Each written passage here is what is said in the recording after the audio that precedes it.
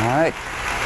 Good morning, Austin, Texas, and welcome to the Atheist Experience. My name is Joe Zamecki. This is the show sponsored by the Atheist Community of Austin, a local non-profit organization for atheists and other non-theists here in Austin, Texas. My guest today is Vic Farrow and Arlo Pignotti. Ray Blevins is our normal host, and he's not going to be here today, so I'll be hosting. And we have a lot of things to talk about. First of all, we are live. It's May 24th. Go ahead and give us a call. Our number is 472-2255. Well, we welcome all questions and comments from all kinds of people. Especially like to hear from atheists. And we have some other things to talk about. We have a voicemail number in Austin. You can call us at 371-2911. And we have a newsletter we'll send you a free copy of. It's called The Atheist. I don't know if you can see it very well here. But if you call our voicemail number and leave your name and address, we will send you a free issue, a free copy of The Atheist, our newsletter. And we've got a lot of things going on. I want to go over a couple of announcements first. On June 20th, the Atheist Community of Austin will be having a blood drive at the Central Texas Regional Blood Center. And that's at 4300 North Lamar. And they're open 10 a.m. to 2 p.m. on that day. It's a Saturday. And it's just going to be a bunch of atheists going down and giving blood. We do this about once every quarter. And it's a lot of fun. It's a good cause, something people should be doing. I did it myself last time. And it was great. Really easy, too. It didn't even hurt. Okay, we also have a lecture series. And this takes place at Fur's Cafeteria at North Cross Mall, 11 a.m. next Sunday. And our speaker for this next lecture is Rowan Weinar. And he's going to be talking about critical analysis of alternative medicine and other pseudoscience. And our lectures are always a lot of great fun. We've had lectures about Noah's Ark theories and evolution and things like separation of church and state. And it's a lot of fun. We always have a good time. And we welcome the general public to come on out and take a look at that. That's North Cross Mall, First Cafeteria, 11 a.m. next Sunday. Our lecturer will be Rowan Weinar, talking about critical analysis of alternative medicine and pseudoscience. Okay, I guess that's it for the announcements for right now. We'll come back to that and other things. Remember, you can get a free copy of The Atheist. Here's a good shot of it. This is our newsletter. And you can call our voicemail number and get a free issue of this mailed to you. Our voicemail is 371-2911. Okay, excellent. Okay, I have a couple of guests, Arlo Pignotti and Vic Farrow. And let's start with Arlo. You had a couple of things to deal with space and cosmology. Yeah, there's something recently discovered in the scientific community through radio telescopes. They used a certain wavelength of light or a certain wavelength of radio to find that on nebulas you can see planets forming on 3 solar systems, and it seems quite clear that these are planets. The nebulas, the gaseous dust around the star, is balling up and completely separate from the star and is orbiting it. And that seems really good proof or evidence supporting that there are other planets, and it also shows that they are forming from natural processes.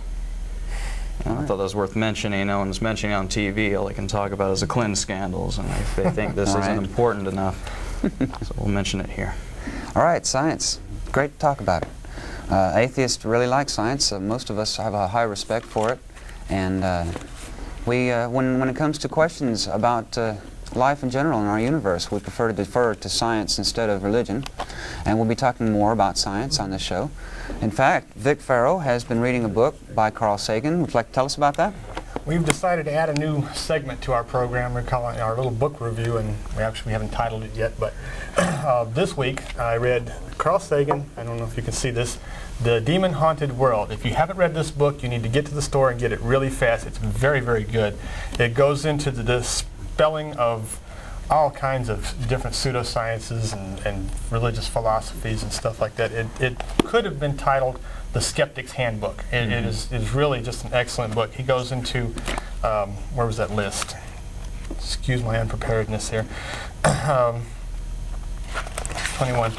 Goes into a list of different kinds of pseudosciences, from astrology, which is one of his pet peeves, of course, the Bermuda Triangle, Bigfoot, the Loch Ness Monster, ghosts, the evil eye, multicolored halo auras, and the surrounding of the heads of everyone, with personalized color, of course. Extrasensory perception, such as telepathy, precognition, telekinesis, and remote viewing of distant places. what his contention here is that there's just simply not enough skeptical thinking going on in America, and that perhaps 95% of Americans are scientifically illiterate. They just don't know how to analyze the question and question the junk, literally, that's being thrown at them at all angles, at all times.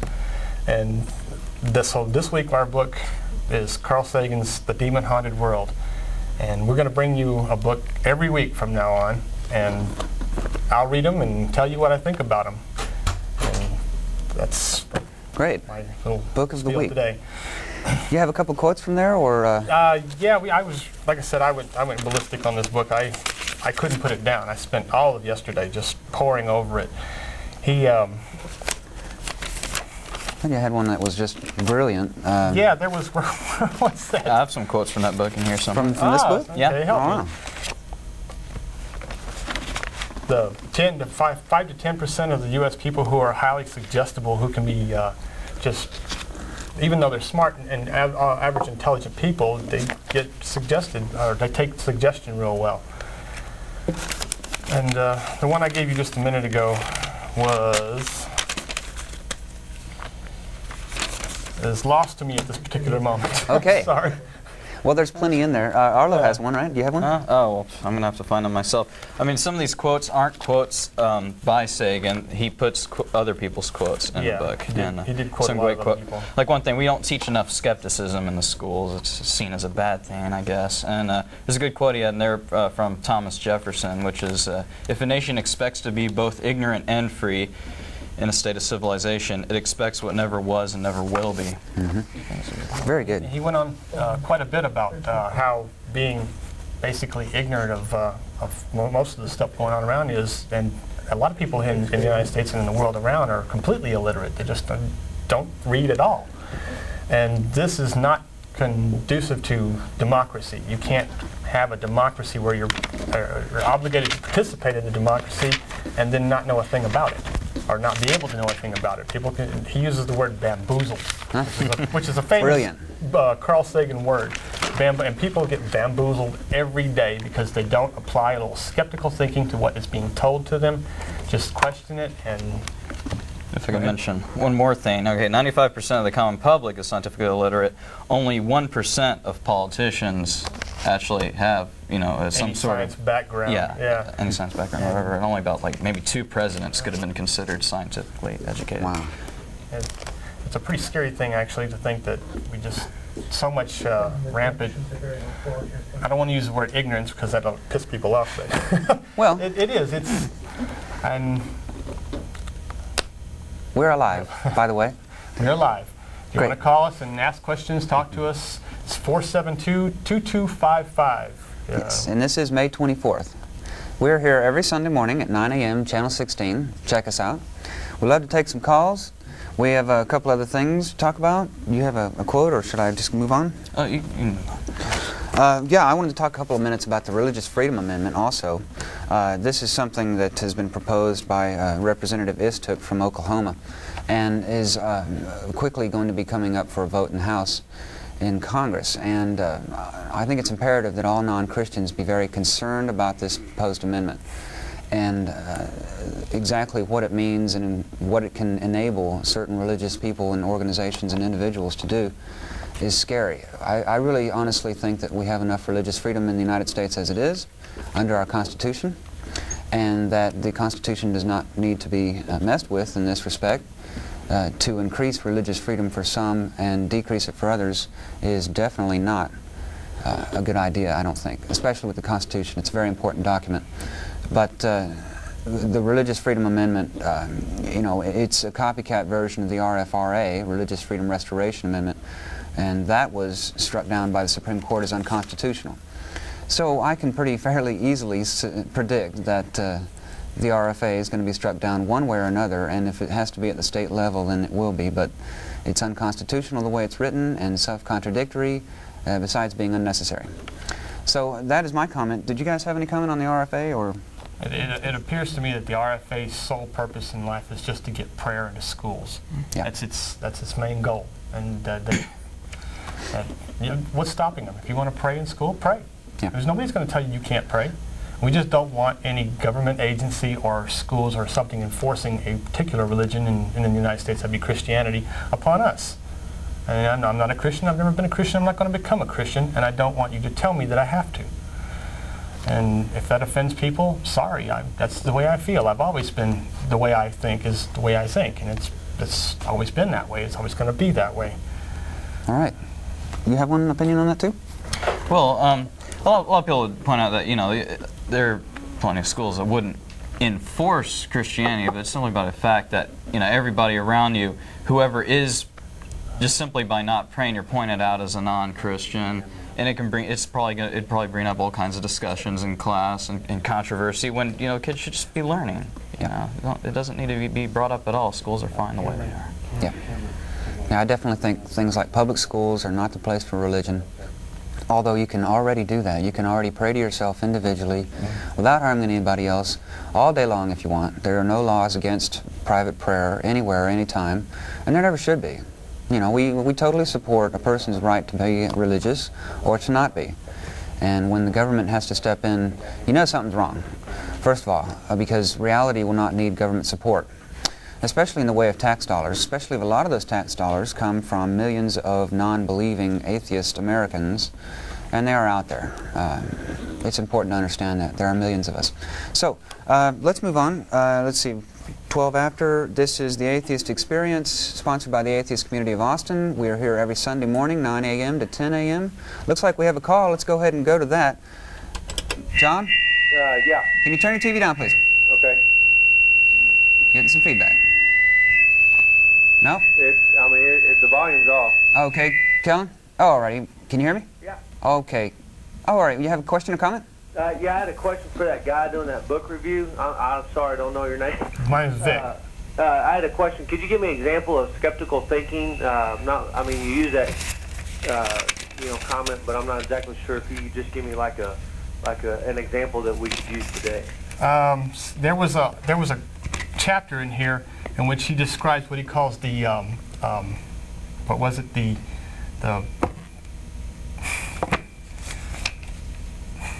skepticism? I had it just a minute ago. I'm sorry, this is just not going well at all. Well. It is the skeptic's toolkit, is what he calls it here. He called it something else, but it's basically a skeptical toolkit. And if I can find it, I'll give it to you. Okay. Well, you had mentioned like astrology a while ago, and, yes. And like telecommunication telekinesis or whatever. How do you? I assume that he's like against that or saying that that's. Well, what he's saying is that there's such a low standard of evidence that people use to promote this stuff, right. And that they don't put their research up to the same critical thinking that scientists do. When a scientist comes up with a hypothesis, he has a possible solution to a problem, and he forms a hypothesis, and then he tests that hypothesis, and when he can't find a flaw with his hypothesis, he puts it up to other scientists, and they test it.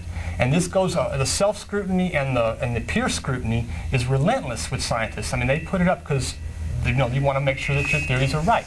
And only after this kind of skeptical testing of a hypothesis does it actually become a theory or accepted. Okay. And and astrology and astrophysics and all this stuff like that, in fact they discourage skeptical thinking. There's one quote in there where it says that that the problem in the alien abduction, where she goes into a lot of here, in the alien abduction, one person wrote that the problem with scientists is all they want is proof, proof, proof. Right. Well, yes, yeah. Prove it to me.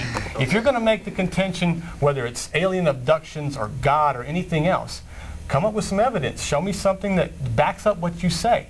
And if you can't do that, or if you won't do that, then we have to question whether your motives are legitimate or if you're just pushing off some kind of junk. Well, let me ask you this question. From your atheistic standpoint, do you not believe that people are made up of? We have basically three parts to our person. We have a physical part, which we can all see and touch, and that's how we relate to each other.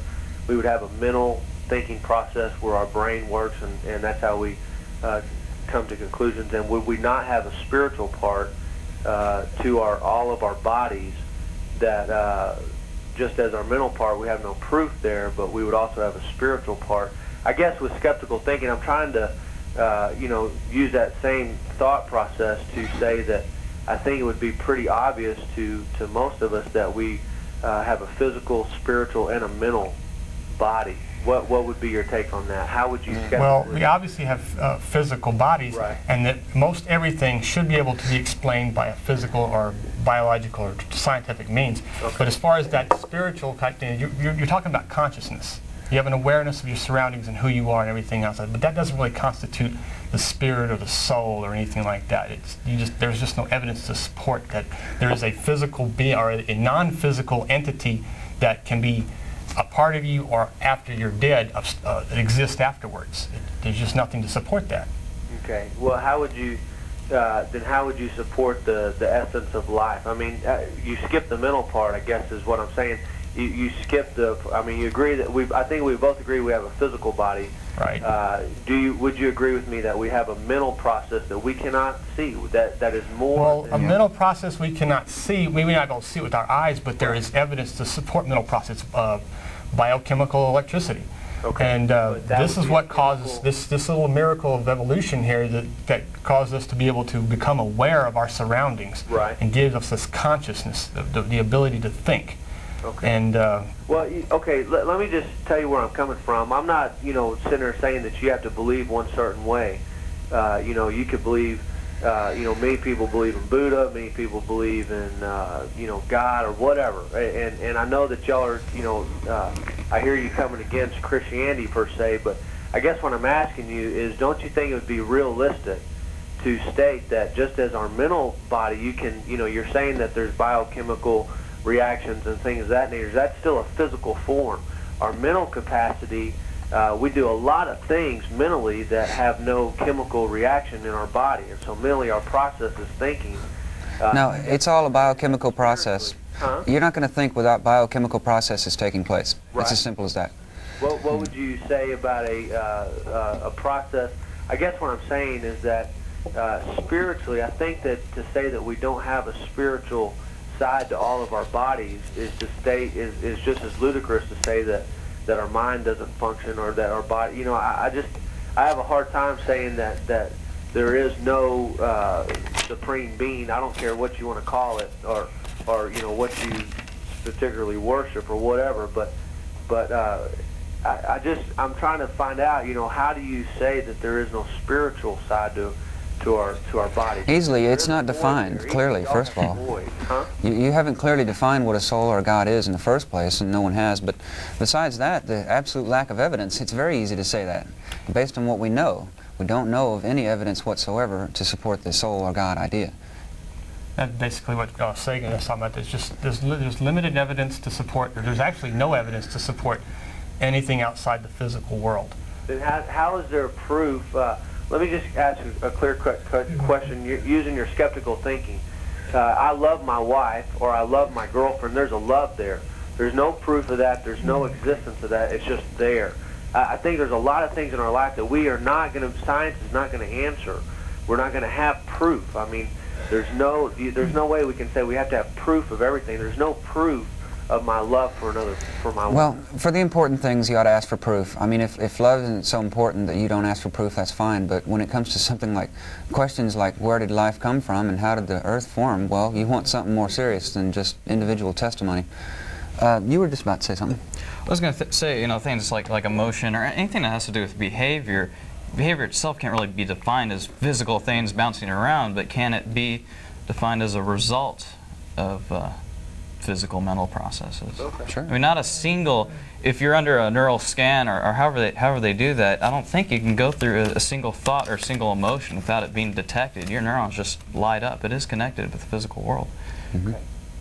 Well, I'd like to see y'all maybe apply the skeptical thinking to, to say that the world existed from a Big Bang or a Darwinistic type thinking or evolution. I think that's just really ludicrous due to the fact that even through science we have proven that we didn't just exist. And I'm not sitting there trying to force, who you need to believe in. I'm just asking y'all to maybe, look and just acknowledge that there is some sort of spiritual plane out there, because spiritually that is a void that is in each of our lives, and if we just say that that's not there, then I think that we're doing disjustice to ourselves and to the public. Well, Sagan in his book put it best on page 12. Says, "For me, it is far better to grasp the universe as it really is than to persist in delusion, even no matter how satisfying or reassuring that may be." Okay. And there's just, well, okay. Well, excellent quote. Thank you for calling. Yeah, thanks a lot for calling, and call us back. Just wanted to ask you what you thought. Yeah, all right. Thanks a lot. And if anybody else would like to call us, we're live. The number is 472-2255. Actually, I want to say I totally agree with you that you should be skeptical about science also. Oh, yeah. I mean, it's good. You want evidence from science, obviously. It should work the same way. Science would be correct as long as you keep demanding it to be tested over and over again. I think that's the big part. The beauty of science, to me, in comparison to religion, is that science is self-correcting by definition, by design of the science itself. The rules of science are, you know, if you have an idea and you'd like to call it fact, you can't just jump ahead and call it fact on your own bias and emotional ideas. You have to go through a process, a series of steps in which you find out the real facts, but nothing to do with your own biased or emotional stances in this area. It's just having to do with reality. And if it doesn't turn out the way you like it, well, too bad. And, you know, science makes mistakes, of course, and humans are in charge of that, and that's okay. We make mistakes, we move on, we learn from them. By the way, I wanted to mention that right after our TV show here, we will be meeting, as usual, at the Hot Jumbo Bagel. That is West 5th Street in Lavaca at about 10 a.m., 10:30. It's a great place to meet. We just kind of, you know, it's a laid-back meeting. We sit around, drink coffee, eat bagels, and tell jokes, make a little hay. A group of atheists. We welcome all non-theists to come out and enjoy the time with us and chat. I think we have another caller. Is line 2 ready? Nope. Is line 2 on? Yes. Yeah. Okay, great. We'll go to line 2. Good morning. Good morning. How are you? Yeah. One thing that I see myself thinking and believing in God even without going to church or picking up the Bible is I kind of see it from a different point of view. You know, like animals have instincts. Birds know how to fly north or whatever without having a map. Would having no direction. They know where to go to. A bunch of different kind of animals know what to do. We being humans are more superior than these animals. So there's something inside of me that's driving me to believe in some kind of God. Believe which God you want to, there's a God out there, and there's more than this. And no matter where you go to, which nation or state or religion, there's no matter if it's Indians or whatever, there's people believing in some kind of God, because there's something inside of us that's telling us there's something more than just life, you know. I would say that thing is usually indoctrination. I think most human beings don't have that thing inside them telling that God has to exist naturally. Somebody else puts it in there. Even if it just happens from the moment of birth, or if it takes place 20 years later. Indoctrination is so powerful that in spite of all reason and logic, people will still choose what their parents told them when they were this tall. Well, how do you explain Indians? They didn't have a Bible. They didn't have nothing like that. What made them believe in God? Why would you not? Yeah. Why would you not come up with something like that? It's kind of an obvious answer, is that things were created. Why did everybody have to come up with some spiritual, some spiritual God out there? You know, even back then, there were no religion, there were no doctrines. And there were still. I don't know. I mean, there's always been, since human beings have had any intelligence at all, there have been ignorance about the world on the part of humans. Come to exist in their minds, you know? It's a different name than God, first of all, but they needed to explain things to themselves, and they couldn't. They couldn't figure out why fire existed or why the same came up consistently. Come up with spirit, you know what I mean? Why? Exactly. Good reason. But because they didn't know. If you switch a few circumstances around in prehistoric times, it may have come up an entirely different story. It is just a part of our thinking and our evolving. We needed to explain what we couldn't understand, and that made for a good suggestion. You go to the other side of the world and you see Africans believing in God, you see Japanese believing in some kind of God, but there's something inside you telling you, and you can't deny that. You can't. Well, Well, I can ask for evidence of it. It may come into my head. Look at the animals. How does the birds know which way to go without even being taught? Those are biological evolution and how do the whales genetic know how to travel structure. thousands of miles? Excuse me? How do the whales know how to travel thousands of miles and eat without even going to school? You know, stuff like that. Animals do things that impress us on their own through instinct and biological evolution. Something inside of us that we're just made that way. One thing with people around the world, sure, they all may have religion, but then the religions contradict each other for one thing. Well, no, that's a different point. That's Right. a different subject. The thing is that you have to believe. There's something inside of us. Well, you don't. You don't have to believe. You can go out and find things out for yourself and know. No, but I'm trying to say there's something inside of us telling us there's a way, there's more than this, than just being If it's a blind. voice, there's a name for it. But, you know, you need help if you're hearing voices. Look, I think the main thing is that you can go out and find out the truth and the facts about the universe yourself without having to make preconceived judgments about it.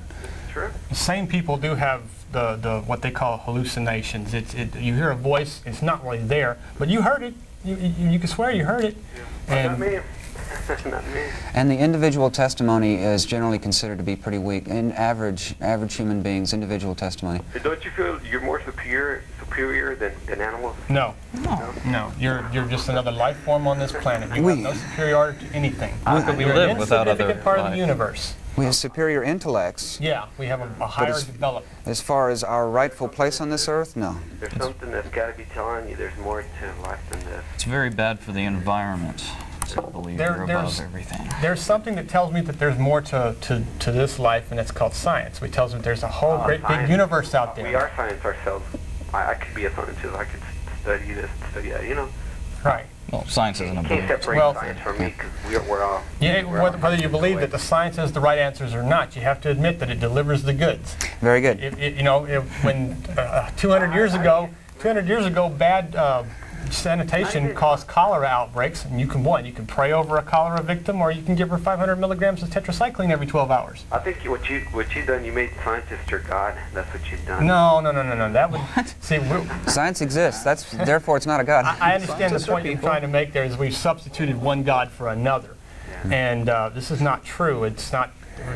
We're looking for answers just like everyone. We don't have all the answers, and we're never going to have all the answers. How do you explain like me, myself, my body, it's a very complicated system. I can't personally explain it. You need a molecular biologist to do some of that stuff. Even a stuff. biologist can create a person like me or you know. Well, I don't know about creating a person, but we can replicate or synthesize the occurrence of the development of life in a laboratory. They can only manipulate. They can't create nothing. They just manipulate. We're working on it. Well, or they're working on it, I should say. Working on it. We're almost there. You get pieces of a human and you do all this and DNA and all that. That's just manipulation. That's all it is. Well, it's that's inevitable. part of learning. Yeah, I think it's inevitable too, because that's what they called sailing around the world when they first tried it. Right. You're manipulating God's world. Don't try that. Galileo was put in jail for his beliefs. And Giordano Bruno was persecuted by the church for coming up with what we now know is the truth. I'm not against manipulating stuff because it's for medicine, you know, medicine reasons. I think, you know, somehow we're all like, okay, let me bring up a little bit of religion. God said he's going to make people like him. Okay, God is a scientist, so we're all want to be. God is a scientist? Okay. That's a new one. I haven't heard that before. That's pretty tough. Hey, we got other calls, and thanks a lot for calling. Call us back next week. Yeah. Thanks a lot. Okay, it's the Atheist Experience, the show from the Atheist Community of Austin. We are live May 24th. Give us a call, 472-2255. Before we go to one, did you have one comment about? I'm sure you did. Yeah. So yeah, a lot of people will point that out, that pretty much all cultures have these spiritual beliefs. And though what religion teaches contradicts science, or contradicts atheism, the existence of religion is perfectly consistent with an atheistic world. It's consistent with science. Why would people come up with the right answers without having this on their knowledge? own? Yeah, exactly. You have to come up with the wrong answers first. You got to theorize. Religion was old theorizing, except they just didn't test it. That's the only difference. Oh, and they had a bias for the results anyway, so it wouldn't have mattered if they did. Yeah. But okay, we got another call. Let's see. Let's go to number one. Damon. Hi. Hi. How are you? Pretty good. How you doing? Have a question or comment? I have a comment. What I've noticed since watching your show and stuff is that the callers that are believers that call and they try to persuade another person to believe, and they're nice about it and everything, but once they realize that they're not persuading you to believe how they believe, they start getting defensive. And I just really don't understand that. It's like, you know, it seems like you guys would accept another person for believing however they want to believe, but these people don't want to accept you for how you believe, and that just doesn't make sense to me, you know. Surprisingly, there's a stigma with atheists that says basically we don't like other people having their own freedom to believe or not believe, and I think it should be important to state that atheists are the first who need that freedom. The first people, because I think the nature of religion, especially Christianity, is such that a Christian is immediately charged with the job of evangelizing. I was myself, and as a child I was told that that's something I need to do for the world. And it never occurred to me that other people have a right to be free from that. Until later on I discovered, you know, how destructive religion can be by doing a little research on the history of it and by being a victim in no small way to it, and discovering that there are a whole lot of people out there who their freedom to be free from religion, not just of religion, is threatened every day. And I think that's one of the main purposes for our show, is to reach out to other atheists who are out there, we know they are, who feel they might be alone in the world. And we'd just like to say, first of all, you're not alone. Roughly 26 million Americans are atheists in America alone. Now, that doesn't include agnostics, you know, and other non-theists. So, you had one more comment? I'm just learning about my freedom that I have now, because I'm kind of like you. I grew up with a religious type of family, and this kind of stuff being forced down my throat and everything. Then once I became an adult and kind of let go of these things, I'm realizing that I do have the freedom to think otherwise and stuff. And I'm sorry I don't know the guy's name, but I agree with the contradictions he was talking about.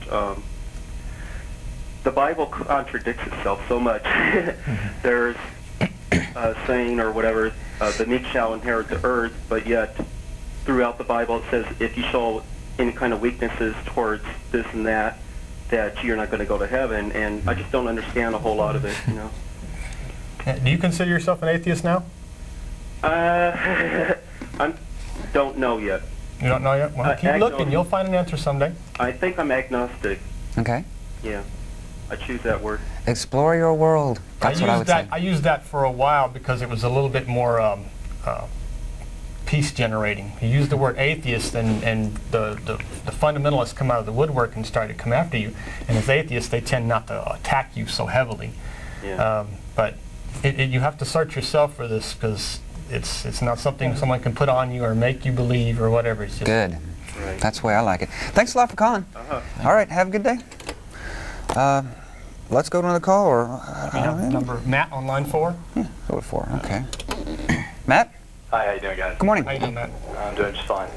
I just want to call and say that it's definitely refreshing to hear whether 1 or 3, no matter what it is. I mean, you flip around the channel so many times on cable, and you see so many people talking about the kingdom of God and all kinds of stuff like that. And you got to realize a lot of people aren't thinking about how little freedom of choice there is for our children out there that are growing up. You know, when they get a lot of their teachings these days from television, they're flipping channels left and right so many days of their lives, and they're seeing all of these people talking about God, and of course they also have to be up against the teachings that their parents dealt with as as our society continues to develop, and it's so funny to hear these guys call in and talk about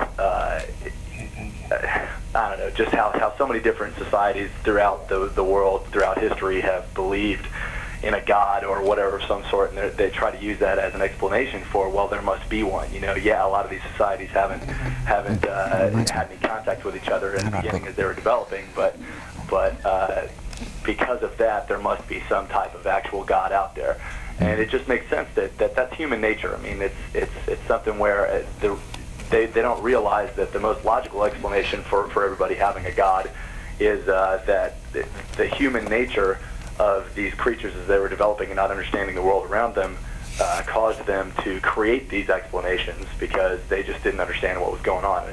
It's nice to hear somebody out there trying to explain what, in my opinion, just like yours is basically the real truth. I mean, I don't think any one of you three guys are trying to pretend that you know all the answers, or that or that you. I wish I did. I could make a lot more money that way. Right, or that you're trying to shoot down anybody's beliefs or anything like that. It's just it's nice to hear the other opinion out there and have someone talking about it. Wow, great. Thanks a lot. Thanks. Do you have anything else? No, that's about it. Well, thanks a lot for Thanks a lot, calling. Matt. No problem. See ya. Yeah, real quick, I wanted to say that's an interesting comment, the TV comment. I say this once in a while, is that we have so much religious freedom in this country already without the Religious Freedom Amendment being necessary that you can go to other channels, in fact, just a couple of clicks away, and see entire TV stations dedicated to nothing but religious proselytizing, and especially on Sunday mornings. If you click around and do some channel surfing, you can see very many examples of religious freedom. And so, for that reason, and many others, I really think the RFA is a waste. It's unnecessary. So, did you guys chime in? Well, Matt, I think it was Matt was the last caller, made that comment about that the people with religion say that it's been around forever, so it must be true. And Carl Sagan calls that an appeal to ignorance, is the claim that whatever has not been proved false must be true, and vice versa. And that comes out of the Skeptic's Toolkit that he describes in this book. And I said, if you haven't read this book yet, grab a hold of it. Excellent. And I guess we can go to another call. Arlo, do you have a couple? I want to mention something that was really frightening. You had mentioned children watching TV and seeing these things, and you know, kids can be pretty gullible, especially when it's TV and they hear these people saying it's real. And I was watching a 700 Club once, and they had this little computer animation of what hell was, and this woman whimpering and crying and saying good people go to hell all the time only because they didn't accept Jesus into their heart. And after they showed this, you know, it's a call-in show, people call in, they donate, you know, $700 a month or something to get in, and they give their heart to Jesus. And after they showed that scary segment on hell, they were bragging that a 5-year-old boy just called and after he saw that hell segment and gave his heart to Jesus, and they're all smiling, excited, and that is just so sad. And they want to teach us in our schools now. Well, I've heard about that around Halloween time. A lot of churches will set up a haunted house, so to speak, and they have the names for it, of course, but hell houses, things like that. Oh, it's just insulting, and I don't really like a haunted house anyway, but for kids... I do. Well, okay, that's great. That's great. Those are fun. This is not reality. This is fun. Yeah, and it's a political statement too, what they do there, and it's really kind of disturbing, some of the things. We are the Atheist Community of Austin, bringing you the Atheist Experience, our TV show. We're here every Sunday morning at 9 a.m., Channel 16, for an hour. We are live today, May 24th. Give us a call, 472-2255. I think we've got Jim on line too. Morning, Jim. Hello. Hi, how are you? Pretty good. There was one thing I wanted to point out. The word atheist is often misused. Its original meaning, and to me the only meaning it has, is atheist. Someone who does not have a theology or does not practice a religion. The correct word for someone who does not believe there is a God or does not believe in deity is atheist. And almost everyone gets that wrong. I learned that from doing research at Dr. O'Hare's library. Oh, yes. And it's, well, language is being destroyed today. People use all kinds of words that don't really mean what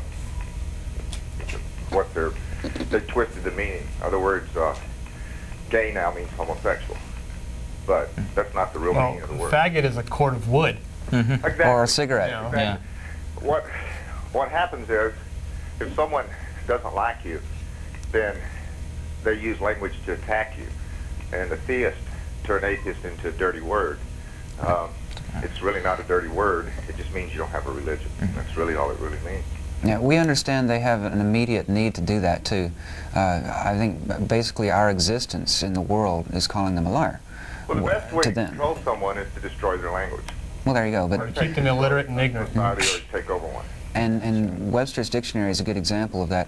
Noah Webster was quite the Christian fundamentalist, and we now have a dictionary that, well, for lack of a better term, it's biased in many definitions, and it's used in many times just like that, in as biased a way as possible. And atheists for years have been trying to get Webster's to change some of their definitions, like atheist, the word atheist or atheism, not believing in God, capital G.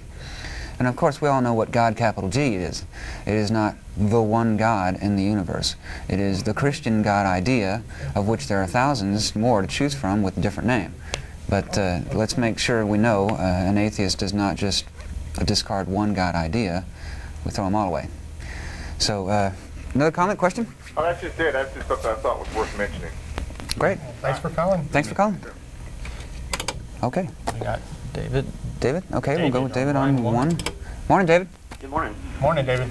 Hi. I just had a question. How do you guys differentiate yourselves in your proselytizing about atheism versus other religions? I know you're just defining atheism as kind of a discounting of all belief in God, but isn't what you have really just another form of a belief pattern or a life belief, how I'm going to explore the rational world and try and quantify it and observe? Lack of belief. A lack of, based on maybe a philosophy or an attitude or worldview, something like that. But I think calling it a belief or a belief system expands the definition of belief. And many people call it a religion too, which expands the definition of religion. I think if you really want to know what the definition is, you can't widen your definitions of certain labels. But if you have to put a label on it, I would call it a philosophy or an attitude, just a way of living without first having to think about what our pastors tell us to think about, or do their bidding, or a religion or a God's bidding, and we don't have a need for it. We don't respect the any substantial ideas. There basically are none, in our opinion, to any God ideas. So it's just living without religion, basically. So what sort of moral compass do you use? What do you examine? Do you look for universal truths in nature and your observations on life? Where exactly do you bring your precepts for what you deem to be valuable moral concepts? Well, that's important. I don't think there's any one set moral code for the universe. I think morals are just like beauty. It's in the eye of the beholder. Mm-hmm. Everybody has their own set, and what mine are different from yours. And well, I try to do what I feel is right, but I base my ethics, that are morals without religion, on how I was raised. I think most people do that, how their parents raised them, and how school and teachers and everything else had an impact on their lives and taught them ethics. I don't know, what do you guys think? You're largely a product of your environment. If you grow up in a bad way, you're going to act the bad way. But you're, as far as morality goes, that's a conscious decision. You can either do what you know is right, or you can do what you know is wrong. And you'll know. You just, I don't know how to explain that, but you know. If you're out to consciously hurt or inflict harm on other people, then that's pretty much a moral base. But the tenet, you're not out to consciously hurt someone, is a moral precept. Hurting someone else is something that is incorrect. Where do you get that philosophy from? How do you observe that? I mean, I might have a feeling that I can go ahead and hurt whoever I want, and in my relative morality, that's correct. So the other thing about you being a product of your environment, really most of the environments that we grew up within this country are based off of the Protestant tradition. And so you're really then a product of a religion that you're discounting. Even if you go back to your very fundamental, it's wrong to hurt someone, the first person looking around and examining morality or what is right and wrong in this world, they had to come up with this notion of religion or their theoretical basis for it. So I'm saying, what about hurting someone? That's a moral tenet, really, or it's an ethic. There's consequences to doing things like that. If you inflict harm on somebody else, all his friends are going to come after you. That's just the way it works in the world. I think that's a part of evolution. It's part of evolution. Yes. And people learn by experience that when you deliberately go out and cause harms, there are repercussions for that. And so you make a choice that it's better to get along with everybody in the world than to just go out and standoffish and try to get what you want by force or intimidation. Like any other animal instincts, we have the instinct to be social. We have the instinct to know that politeness works. Mm-hmm. These are social skills that have been developed in human beings over millions of years through evolution. And at this time, after millions of years of evolution, we have a standard of civilized rules that we call secular law. But many of these laws, like don't kill somebody for no reason, or don't steal for no reason, things like that, are not original to religion, especially Christianity.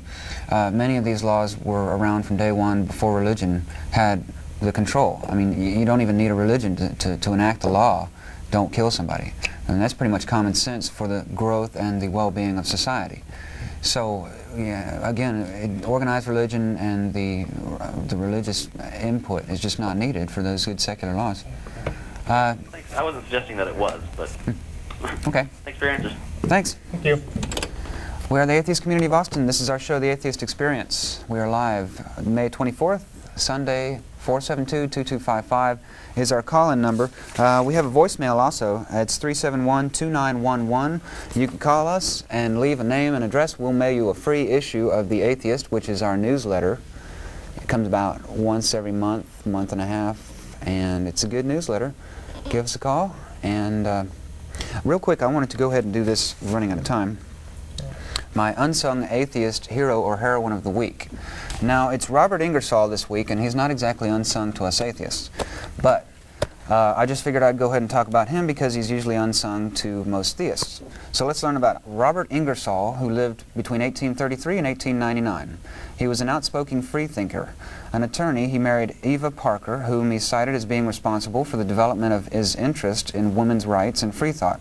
A colonel in the Civil War, Robert Ingersoll was the commanding officer of the 11th Illinois Cavalry. After the war, he was appointed Attorney General of Illinois. He was told if he would moderate his stand on free thought, he could be elected to high positions, but this he refused to do. Still, politicians asked him to speak in their behalf. He crossed the nation speaking on such topics as why I'm an agnostic, the gods, and what is religion. He was friends with Elizabeth Cady Stanton, Marilla Ricker, Thomas Edison, and Mark Twain, and influenced the young Margaret Sanger. At this time, many freethinkers were being imprisoned for their writings against religion and resented Ingersoll for refusing to represent their cases. But Ingersoll said that he felt his very presence might prejudice the jury against the defendant in such a case. Still, he did what he could, using his influence and friendships behind the scenes to free the imprisoned freethinkers. Ingersoll had many enemies, especially among the clergy, but the integrity and humanity he displayed throughout his life made it impossible for them to accuse him of any offense except for misjudgment concerning religion, which, when considering the names they called other freethinkers, says much about the respect he generated. Crowds as large as 50,000 people came to hear him speak on religion, women's rights, and abolitionism. He was the freethinker to whom all freethinkers of the period pointed as an example of the excellence of their group. That's Robert Ingersoll, and we have a quote here. Quote, "When I became convinced that the universe is natural, that all the ghosts and gods are myths, there entered into my brain, into my soul," excuse him, it meant something different, I guess, back then, "into every drop of my blood, the sense, the feeling, and the joy of freedom. The walls of my prison crumbled and fell, the dungeon was flooded with light, and all the bolts and bars and manacles became dust. I was no longer a servant, a serf, or a slave. There was for me no master in all the wide world, not even in infinite space. I was free." Unquote. That's Robert Ingersoll, my pick for Unsung Atheist Hero of the Week. Okay, that being said, we have a call on line 4. We got Tom. Hi, how you doing? Morning. I almost fell asleep during that Unsung Hero. Oh, come on. Sorry. Hey, it was short. Pardon? Yeah, I kept it short. Go on. I'm in a hotel room, and I was flipping channels. Sorry. And you guys are a pleasant change for Sunday morning programming. Thank you. With that said, however, God either is or he isn't. So we've got two choices. And what we say doesn't matter. He either is or he isn't. Secondly, matter cannot create itself. And so therefore I think that it's a far bigger stretch for your side to believe that matter always existed than it is for my side. God existed. God created matter. Now, I also know that there are a lot of jerks on TV like Jimmy Swaggart. I'd much rather watch you guys. And I am all for freedom of thought because I think that's very important, and that's what our country is founded on. But as far as, I used to be an atheist, and I couldn't believe it anymore. But that's all. Couldn't believe it anymore. Couldn't believe it anymore? Okay. You found belief. No, well, you began believing. Prove to me that matter created itself. Oh. I don't know what you has might want to to do do some with particle, antiparticle, study some of those tests, subatomic particle, quantum theory. Say some of the tests in the labs recently done with their antimatter counterparts. Matter comes from nothing all the time in a vacuum. But about the God stuff, I would have to say that if you're asking me to prove anything, you should start by proving that God exists. Well, so, I can't. But I said well, I'm talking stretch. It was a bigger stretch for you guys to believe that there was no plan and it just came about out of nothingness. Well, there are thousands of other gods to choose from, and you have discarded all but one we've discarded that one more, gone that one little tiny step further, so there isn't really that much difference between us, but as long as you're thinking about it, go out and try to find that God. I urge you, because it's important to you. I think it's ludicrous to say go find that God, because, well, God either exists or he doesn't exist, and he's not necessarily a Christian God. God is.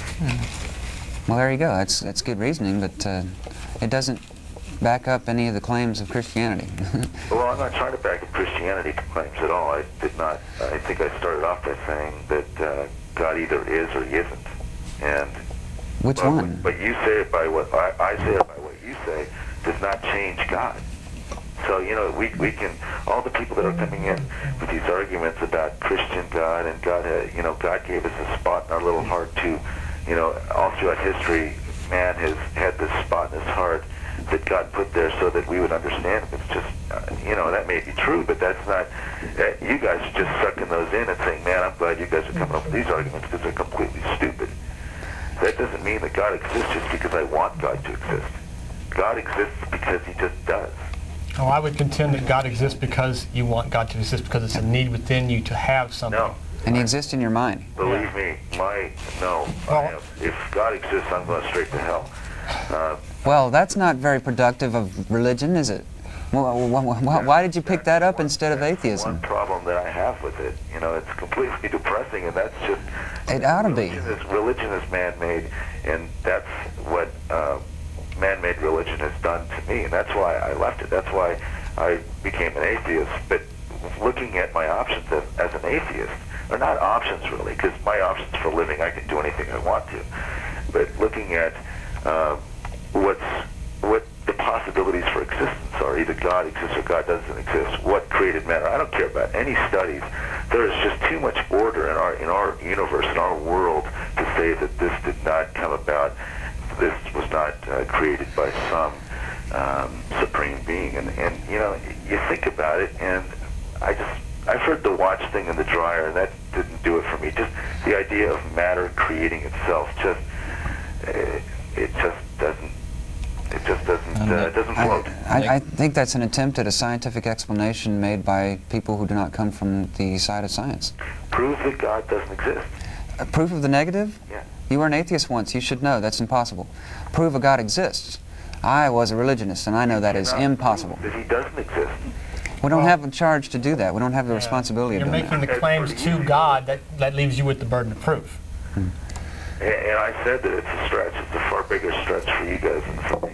Okay, well, thanks for calling. Okay. We have other calls, and it's great to talk to you. And we are the Atheist Community of Austin, bringing you our TV show, The Atheist Experience. Call us. We are live May 24th today on Sunday. It's 472-2255. We have about 6 minutes left. Real quick, I want to say we have a website. That's www.atheist-community.org. Check it out. My picture's on there, too, the TV show page. It's great. Let's go ahead and finish off. I guess take a couple calls. Number 2, Mike. Nope. Oh, hell, I just cut him off. Sorry. Call us back, Mike. Wrong button. I pulled a Ray. Okay, let's go to 4 then. It looks like it's ready. 4, you ready? Good morning. Oh, that's me? Yes, hello. Oh, she said you didn't know if there'd be time to get me on. Okay, well, we lost Very one. little time. Well, sorry. Okay. First of all, I'm going to be yet another one of these people who thanks you for being an alternative to all the charlatans who are out there on Sunday mornings and the rest of the week. And it's really comical to me that in the Bible it says you shall know them by their fruits. And when I look at you guys and look in your eyes and see, you know, kind of just a gentle, you know, group of people who are being kind and considerate, and then go to these other stations and see people whose eyes are just lying and they're trying to raise money and their egos are gargantuan and they're supposed to be the righteous ones and you're going to hell. And so I just want to say that I'm, you know, happy that you guys are going to be in hell with me and not them. Party in hell. Party in hell. We'll be there. Right. But one thing I want to ask you about, I do consider myself an atheist, but I also, you know, I love studying evolutionary psychology and science, and you're probably aware that there's a general tendency, there's fairly good evidence that people who have a strong belief system tend to be happier and healthier. And I'm having trouble reconciling that for myself because as an atheist, I don't have something to turn to help me heal. I think that there's a quality of the mind that through belief, whether it's through prayer, meditation, just any kind of faith, it actually does help our minds heal, helps our bodies. And how does an atheist deal with that particular problem? That is referred to by scientists as the placebo effect. And basically you could have a control group where people are prayed for, and a control group where they were, and about 50% of the time some of them are going to feel better. And it could happen whether you're giving them sugar pills or whatever. It's the placebo effect. I'd also like to chime in. I think a whole lot of people will pray and it will come off just like meditation, which we know meditation can help people. But a lot of people I've seen in my life will pray, and there's really not much difference between that and meditation except for they're praying to a God. But they're quiet still, just like in church, quiet and still for an hour a week, and a lot of people just need that. I can do that myself in other ways that don't involve religion, and I think also any studies on prayer, the effects of prayer on sick people and others are impossible to be scientific in the first place. We got to go. We got very little time left in our show. Thanks a lot for calling. All right, thank you. All right, have a good one. Looks like we've got a caller on two by the name of Alita. Hi. Good morning. Long time no see, Joe. Hello. Well, I'm a definite atheist, and I'm calling to respond to the person who said that there's got to be a plan.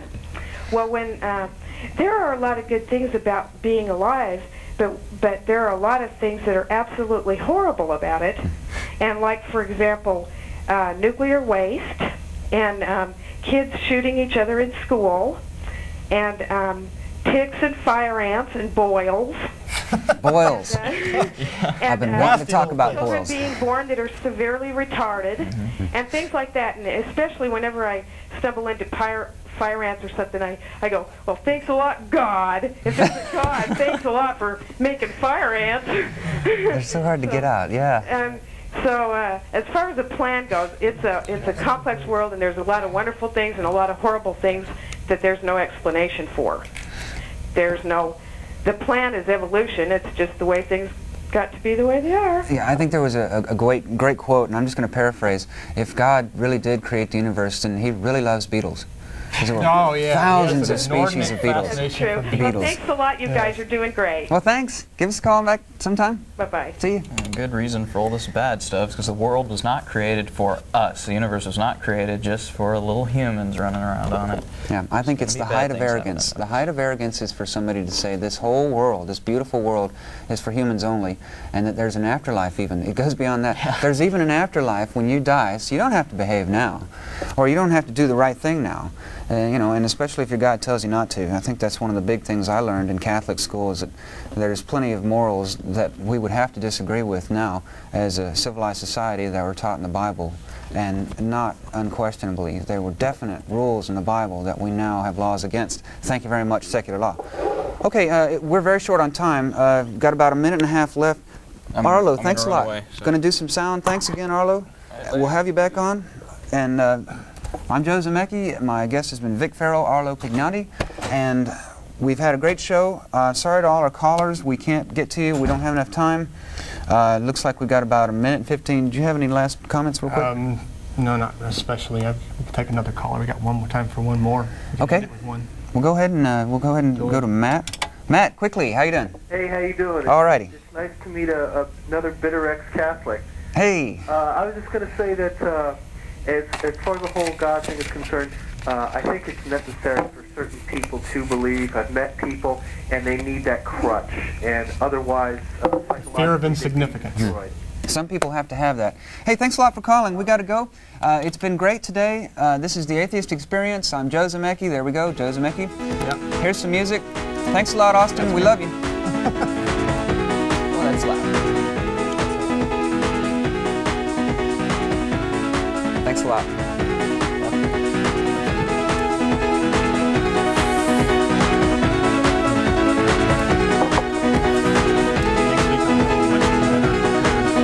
That's great. I caught myself. They caught me. They asked for questions, and I had the answers, but they're scattered in my notes. I couldn't read them. That's cool. You did fine. Darn good book to talk about, too. Oh, yeah. Started off with the